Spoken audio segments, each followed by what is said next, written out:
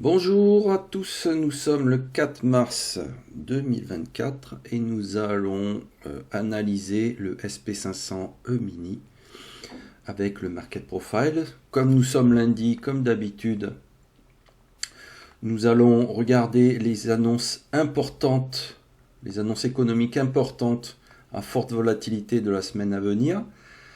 À retenir,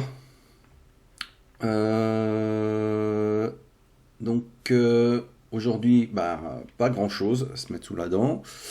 Attendez-vous à une très faible volatilité aujourd'hui, d'un range de moins de 100 ticks. Demain, quelques annonces PMI l'après-midi. Ensuite, nous avons 14h15, création d'emplois non agricoles. Ici, une déclaration de Powell, le président de la Fed. Nous avons, alors là, point clé ici, décision de la BCE sur les taux d'intérêt pour ceux qui tradent le marché européen. Encore une déclaration de Powell, président de la Fed. Et ensuite, nous avons il me semble, les NFP ici. Alors ça, ici, voilà. Alors, s'il faut retenir quelque chose pour la semaine prochaine, c'est ce qui va être surveillé. Vous savez qu'on est sur une période un peu pivot où la Fed se pose des questions sur quand baisser les taux d'intérêt. Et qu'est-ce qu'ils regardent? Un des chiffres qu'ils regardent le plus, c'est le chômage. Le chômage, et vous avez donc ici création d'emplois non agricoles ADP ici. Et vous avez l'autre, une inscription hebdomadaire au chômage. Et surtout là, les NFP, les créations d'emplois dans le secteur non agricole. Où là, celui-là vraiment, celui-là il va donner, je pense, enfin c'est pas moi qui le pense, c'est des analystes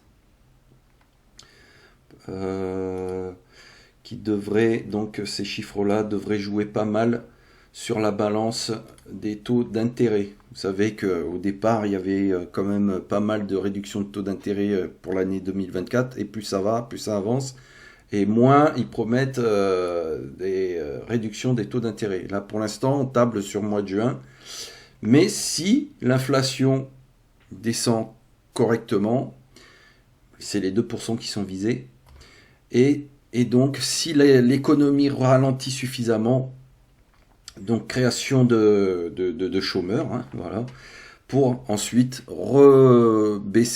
rabaisser les taux d'intérêt pour relancer la machine. Voilà, en gros. Donc, voilà pour la semaine prochaine. Pour aujourd'hui, donc on va enlever les filtres.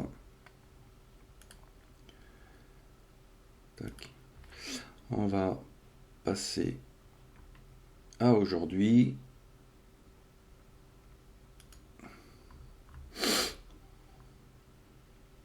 Aujourd'hui, voilà. Tant que ça charge. Bah alors, qu'est-ce qui se passe? J'ai du mal. Voilà, aujourd'hui, pas grand-chose. Voilà, à part des adjudications. Bon, voilà. Pas grand-chose, un discours d'un membre du FOMC. Voilà. Rien de spécial aujourd'hui, donc très faible volatilité aujourd'hui attendue.